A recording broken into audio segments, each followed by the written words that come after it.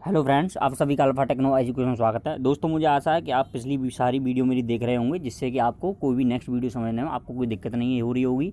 इसी प्रकार से आज की इस श्रेणी में मैं आपको दोस्तों किस प्रकार से भारत की संसद कानून बनाती है उसके बारे में मैं आपको बताऊँगा। तो यहाँ पे देखो, पहला क्वेश्चन यही उठता है कि how does the parliament makes law, किस प्रकार से संसद विभिन्न प्रकार के कानून बनाती है। तो एक फाइनाइट प्रोसीजर होता है, एक फिक्स प्रोसीजर होता है किसी भी नियम को बनाने के लिए। तो और जो प्रोसीजर होता है वो क्लियरली कॉन्स्टिट्यूशन में हमारे भारत के संविधान में लिखा हुआ है कि किस प्रकार से किसी भी कानून को बनाया जाएगा और पार्लियामेंट किस प्रकार से उसको पास करेगी। तो दोस्तों, सबसे पहले क्या होता है, किसी भी बिल का एक ड्राफ्ट तैयार किया जाता है। ड्राफ्ट क्या होता है? ड्राफ्ट जो बिल से पहले मिनिस्ट्री में विभिन्न प्रकार के उसमें प्रोविजन डाले जाते हैं, जिसको कि पार्लियामेंट में पेश बाद में सबसे पहले किया जा सके। तो यहाँ पे दोस्तों ये ड्राफ्ट कहलाता है। तो यहाँ पे जब वो पार्लियामेंट में पेश हो जाता है तो उसे बिल बोलते हैं। तो दो प्रकार के बिल होते हैं, एक प्राइवेट मेंबर बिल होता है, एक गवर्नमेंट बिल होता है। प्राइवेट मेंबर बिल होता है, ये किसी भी मेंबर के द्वारा पार्लियामेंट में इंट्रोड्यूस किया जा सकता है। लेकिन जो गवर्नमेंट बिल होता है वो किसी मिनिस्टर के द्वारा ही पेश किया जाता है। जो सरकार पार्लियामेंट में होती है, जो सरकार चला रही होती है, उसी के मंत्री द्वारा इस बिल को पेश किया जाता है। तो दोस्तों, हमें यहाँ क्या क्या प्रोसीजर होगा, तो यहाँ देखिए, सबसे पहले किसी भी बिल को पार्लियामेंट में इंट्रोड्यूस करने से पहले उस पर सबसे पहले से ही बहुत ज़्यादा डिबेट हुई होती है। किसी बिल से होने से पहले सबसे पहले क्या होता है कि कोई भी पॉलिटिकल पार्टी अपने चुनावी वादों को या किसी भी पॉलिटिकल प्रेशरों के जो ग्रुप होता है, या मीडिया का, या किसी भी पार्टी का, या जनता का, या डिफरेंट एनजीओज़ का जो प्रेशर होता है, उसके बेसिस पे कोई भी सरकार बना जो है कि बिल लेके आती है। उसके पहले ही जो है कि पूरे देश में विभिन्न एक्टिविस्ट होते हैं, लॉयर्स होते हैं, और मीडिया में उसकी चर्चा होती है। इसके बावजूद फिर जो है कि और विभिन्न प्रकार के कंसिडरेशन कैबिनेट को भी करने पड़ते हैं किसी भी नियम को बनाने से पहले। जैसे कि आपको ध्यान रखना है यहाँ पर क्या क्या कंसिडरेशन करने होते हैं। पार्लियामेंट कैबिनेट को ये भी देखना होता है क्या वो अपोजिशन को इस बात पर सहमत कर पाएगी कि किसी भी नियम को पारित करने से पहले। और इसके अलावा यदि वो कोalition की गवर्नमेंट चल रही है, यानी कि गठबंधन की सरकार चल रही है, तो क्या उसकी गठबंधन की पार्टियां हैं वो इस कानून के लिए उसके लिए तैयार रहेंगी। और सबसे इम्पोर्टेंट ये भी है कि उसके वोटरों पर क्या इम्पैक्ट पड़ेगा, कहीं उसके वोटर्स को ये ज़्यादा इफेक्टेड तो नहीं करेगा। इस प्रकार के डिफरेंस कंसिडरेशन किए जाते हैं कैबिनेट के द्वारा किसी भी बिल को पार्लियामेंट में या संसद में इंट्रोड्यूस करने से पहले। तो दोस्तों, ये बिल्स को इंट्रोड्यूस करने से पहले की सारी बातें हो गई। तो आइए देखते हैं कि पार्लियामेंट में फिर से बिल कैसे पेश किया जाता है। तो जब कोई भी कैबिनेट है, जब उस बिल को अप्रूव्स कर देती है, जो जिसके पीछे जो भी पॉलिसी होती है उसको अप्रूव कर देती है, तब से शुरू होता है किसी भी मंत्रालय में उसके ड्राफ्ट को बनने का काम।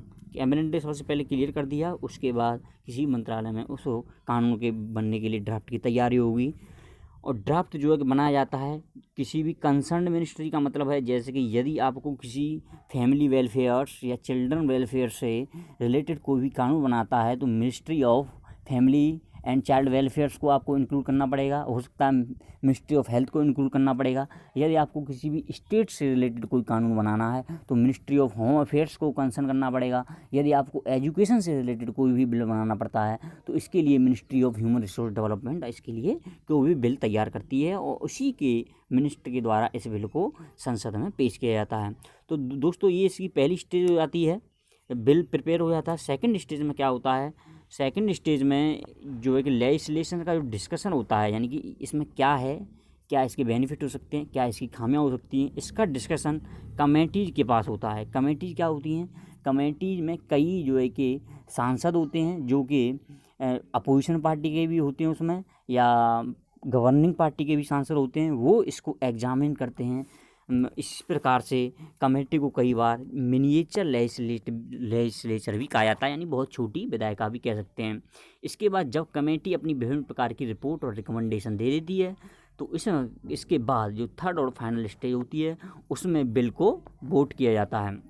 और दोस्तों, सबसे पहले जैसे कि आपको पता होना चाहिए, मनी बिल को लोकसभा में पेश किया जाता है, और जो मनी बिल से अदर बिल्स होते हैं उसको तुम लोकसभा या राज्यसभा दोनों में किसी में पेश करते हो। तो जब लोकसभा में बिल को पास हो जाता है तो उसको फिर राज्यसभा में जाता है, और राज्यसभा में पास होने के बाद, और यदि राज्यसभा यदि डिसएग्री करती है तो 14 दिन के लिए किसी भी बिल को अपने पास रख सकती है, उसके बाद वो पास मान लिया जाता है। यदि ऐसा होता है कि यदि दोनों ही डिसएग्री हो जाते हैं, दोनों हाउस एग्री नहीं किसी भी बिल को पास करने के लिए, तो फिर वहाँ पर जॉइंट सेशन ऑफ पार्लियामेंट कराया जाता है। और जॉइंट सेशन ऑफ पार्लियामेंट जो कराया जाता है, इसमें मुख्यतः अभी तक यही पाया गया है कि जो लोकसभा की जो सहमति होती है वही मुख्य रूप से पारित होने में बिल को सहायक होती है। इसके अलावा जब बिल दोनों सदन से पास हो जाता है, इसके बाद जो असेंट मतलब जो है कि प्रधानमंत्री इसकी अनुमति ली जाती है प्रेसिडेंट की अनुमति के बाद ही कोई भी नियम है जो बिल है वो फाइनली लॉ में कन्वर्ट हो जाता है। उसके 1-2 दिन व कुछ दिनों बाद वो इफेक्ट में आ जाता है किसी भी देश में। तो दोस्तों इस प्रकार से कोई भी नियम जो है कि पार्लियामेंट में पारित कराया जाता है। और यहाँ पे दोस्तों आप स्पेशल पावर भी देख सकते हैं राज्यसभा की। देखो यहाँ आर्टिकल 109 है, आपको याद रखना बहुत इंपॉर्टेंट है। इसमें क्या लिखा है, कोई भी मनी बिल है, ये money bill shall not be, यानी कि वो नहीं किया जा सकता है introduce in the council of state, यानी कि उसको राज्यसभा में कभी भी इंट्रोड्यूस नहीं किया जा सकता है मनी बिल को। मनी बिल सिर्फ लोकसभा में आपको पारित होगा। आर्टिकल का भी आप ध्यान रखिए, इंपॉर्टेंट आर्टिकल है। इसके अलावा दोस्तों यहाँ पे आप देख सकते हो डायग्राम है ये, इसमें क्या है किस प्रकार से आसानी से दिया हुआ है किस प्रकार से किसी भी बिल को कैसे पारित किया जाता है। देखो यहाँ आप देख सकते हैं सबसे पहले एक बिल है, उसके बाद क्या होता है ये किसी भी हाउस में इसको इंट्रोड्यूस कर सकते हो आप। यदि वो नॉन मनी बिल है तो किसी में भी, यदि मनी बिल है तो लोकसभा में जाएगा। फिर उसके बाद जैसा कि मैंने बताया था वो कमेटी के पास जाता है, हाउस की कमेटी के पास, और committee discuss in the house itself, तो उसको हाउस में उसको डिस्कस किया जाता है। ये उसके बाद जो कमेटी होती है या तो लोगों से उसमें इनपुट ले सकती है या एक्सपर्ट का इनपुट ले सकती है या कंसर्न अथॉरिटीज का इनपुट ले सकती है। फिर उसके बाद जो कमेटी है वो रिपोर्ट पेश करती है हाउस में, और उसमें जो भी उसको कमियां दिखती हैं या जो भी सलाह देती है उनको रिकमेंड करती है।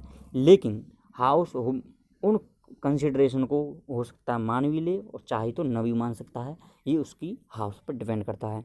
इसके बाद जब वो हाउस में फिर उसके बाद जो डिटेल डिस्कशन चलता है उसी बिल पर, या तो बिल को एक्सेप्ट कर दिया जाता है या रिजेक्ट कर दिया जाता है।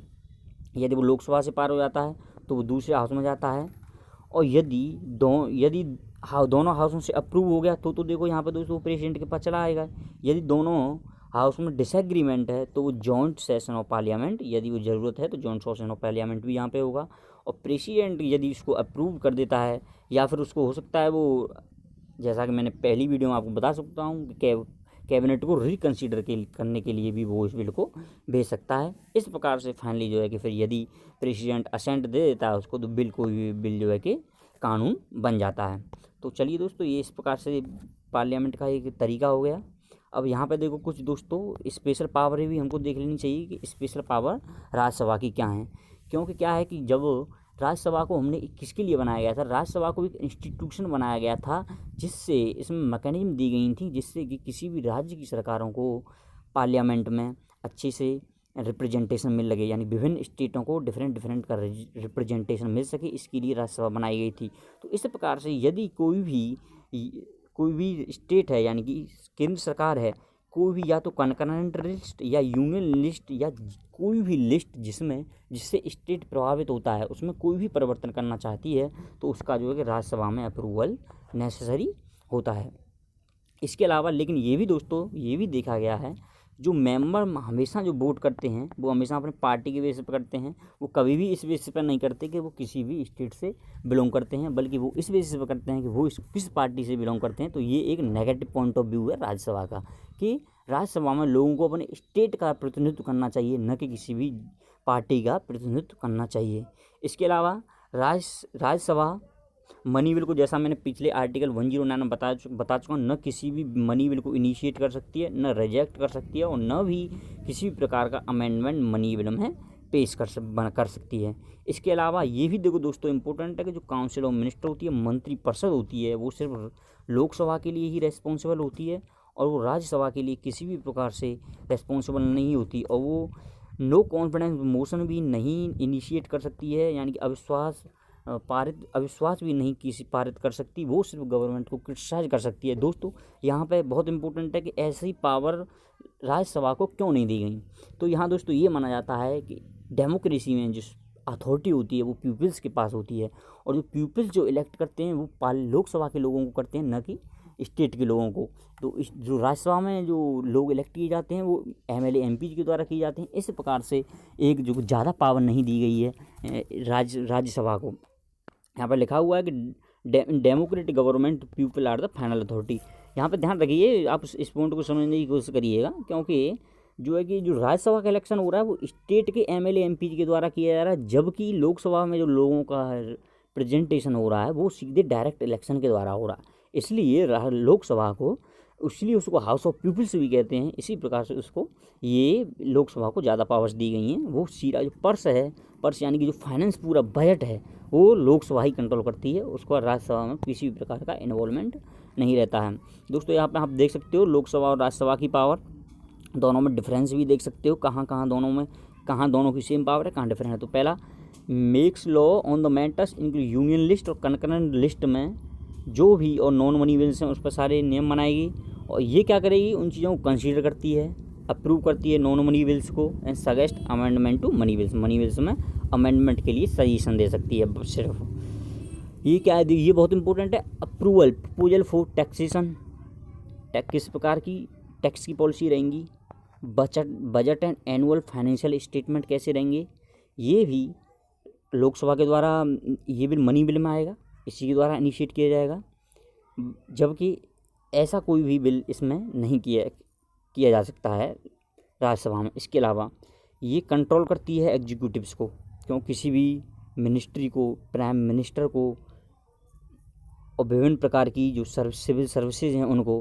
किस प्रकार से कंट्रोल करती है। कंट्रोल करने का तरीका जैसे बताती हैं, क्वेश्चन पूछेगी, सप्लीमेंट्री क्वेश्चन हावर में पूछे जाएंगे, रेजोल्यूशन एंड मोशन भी पास करा सकती है, विभिन्न प्रकार के रेजोल्यूशन पास कर सकती है, नो कॉन्फिडेंस मोशन भी पास करा सकती है, जिससे कि बड़ी आसानी से एग्जीक्यूटिवों को कंट्रोल किया जा सकता है।